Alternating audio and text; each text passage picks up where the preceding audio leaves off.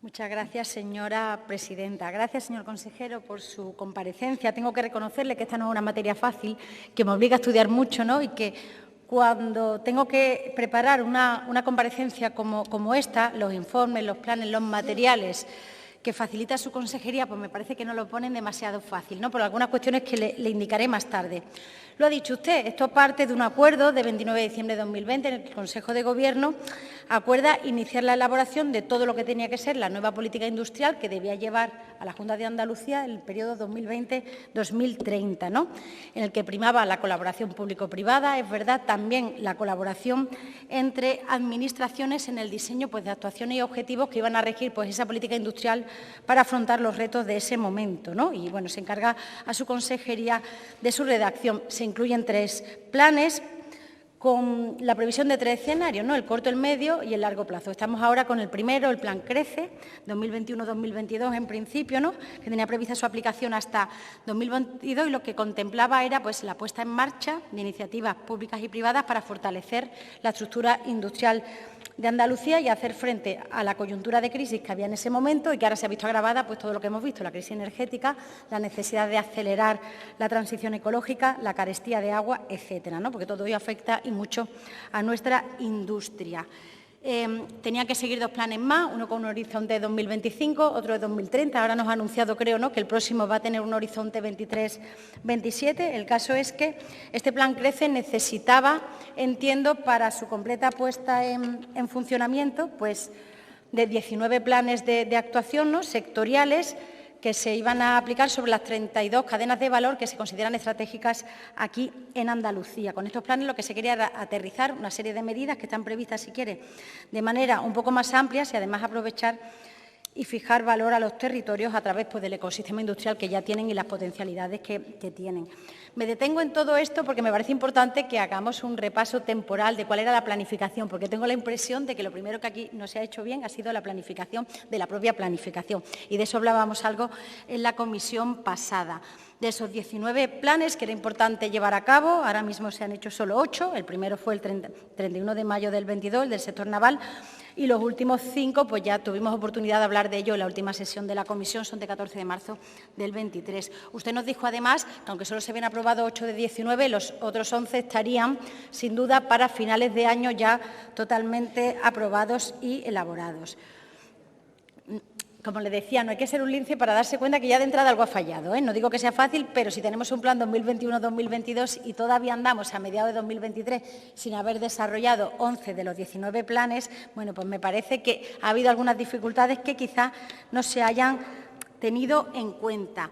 Claro, cuando uno se pone a analizar, ¿no?, el plan Crece en sí, yo creo que se aprecia el esfuerzo enorme por darle un sentido funcional, si quiere, metodológico. Hay muchas explicaciones acerca de los programas, los objetivos, los procesos, las medidas, pero al final de todo ese laberinto a mí me surgen muchas dudas que yo creo que podrían estar en la base de algunos de los problemas que nos parece que a día de hoy hay y que creo que usted nos ha ratificado en su comparecencia. Mire, se presenta pues eso, un instrumento para desarrollar un enfoque proactivo de la política industrial de la Junta, lo hemos dicho. A mí me gusta mucho, me gusta especialmente que tiene un engarce con los objetivos 2030 de la ONU, como no podía ser de otra manera, los objetivos de desarrollo sostenible. Por ejemplo, con el 9, ¿no?, lo que referente a crear infraestructuras resilientes, llevar a cabo una industrialización inclusiva y sostenible y apostar por la innovación.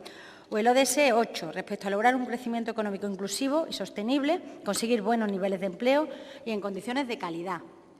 También se habla del 12, de sistemas de producción y consumo responsables, incluso de igualdad de género en el 5. Pero, claro, cuando se establecen unos objetivos de este tipo, lo razonable sería, a mi juicio, que los indicadores para la evaluación de las políticas públicas que se asocian al plan, pues nos dieran información relacionada con esos objetivos que se acaban plasmando. Y, sin embargo, nos encontramos, cuando hablamos de las medidas concretas, le voy a poner un ejemplo, la 1.1, para reforzar la I+D+I, la investigación colaborativa y el equipamiento de los agentes del Sistema Andaluz del Conocimiento. ¿Cuáles son los indicadores de realización? Número de agentes y empresas participantes en las actuaciones, número de proyectos impulsados e inversión prevista. Claro, realmente ninguno de estos datos nos ofrece mucha más información más allá que la cuantitativa. Han podido participar o se han podido impulsar muchos proyectos, pero no sabemos qué resultados se han obtenido con ellos. O la inversión prevista puede estar muy bien, pero eso al final ¿en qué se resuelve? Entonces, a nosotros nos parece que el primer problema que tiene el plan, y a lo mejor por eso se está tardando en hacer los problemas concretos, ya nos dirá luego, es que no existen medidores reales para poder ver cuál es el efecto positivo que tiene que tener en la reindustrialización este tipo de plan, que vayan más allá, como les decía, de datos cuantitativos, ¿no? Pasa prácticamente con la totalidad de las medidas. Hay algunas que no, pues la 3.2, por ejemplo, empleo vinculado al comercio exterior. Hay algunas que sí, pero en general lo que encontramos es que no son apropiados, no son adecuados, nos parece, para medir el cumplimiento de los objetivos, que al final es de lo que se trata. No se trata solo de crear empleo, no, sino de crear empleo de calidad, la brecha de género, etcétera. Pero como no estaría bien quedarme solo en la crítica, yo creo que no es tan difícil encontrar medidores que deberían estar previstos en ese plan y que nos permitan tener una información más verídica a la hora de ver, a la hora de evaluar el resultado del mismo.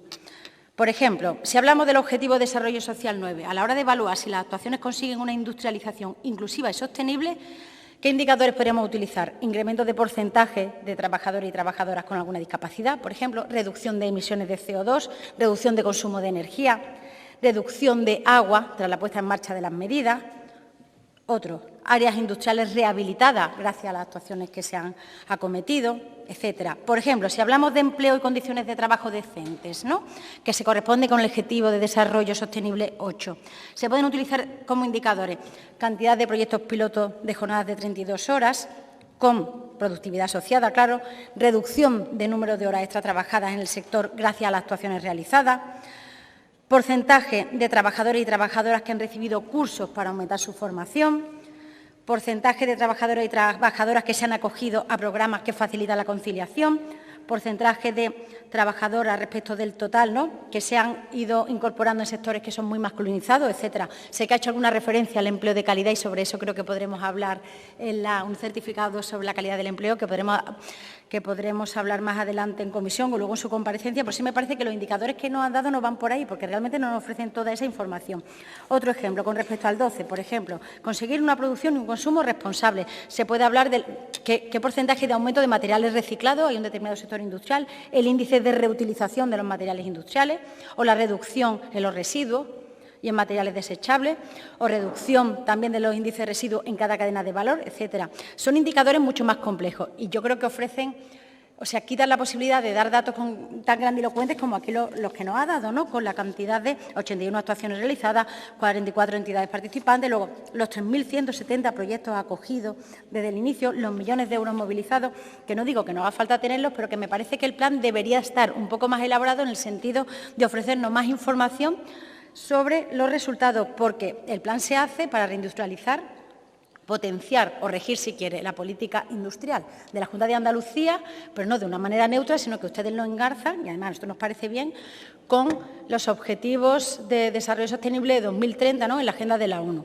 Habría que buscar también, pues, indicadores que nos acaben dando información sobre si nos acercamos o no a esos objetivos, y no solo datos cuantitativos, ¿no? Nos parece que a la hora, esta manera de abordar el plan puede que sea lo que está a lo mejor dificultando la elaboración de los planes concretos, de esos 19 planes concretos, pues si no, no entendemos por qué vamos tan lentos. Porque si no, lo que ha pasado, usted me dirá, pues es que no hay otra manera de hacerlo, puede ser. Pero lo que no me puede negar es que la planificación de la planificación se ha hecho mal, porque si ya en el plan se habla de que tiene una vigencia 2021-2022, no solo una vigencia, digamos, tiene que estar puesto en marcha, y todavía andamos con la mitad de los planes sin haberlos podido llevar a cabo, se supone que a final de año se hará. Creo que ya nos dijo el año pasado que a final del año anterior se iban a tener algunos que se han presentado en marzo. Debe ser normal, ¿no? Pero quiero decir, algo se ha hecho mal y algo está pasando. En consecuencia, nos parece que este plan está muy bien, pero sí le pediríamos que para la próxima vez se utilicen unos indicadores que nos permitan asegurar cuál es el grado de cumplimiento de los objetivos perseguidos, que nos parece lo mínimo, y si es posible, pues que desde el inicio y cuando ya se presentan 3 planes con un horizonte temporal tan claro, pues que por lo menos el primero, si llevamos tanto retraso, pues nos parece que hay algo que está pasando y que a lo mejor, como le decía, esa planificación pues no se ha hecho tan bien. Muchas gracias.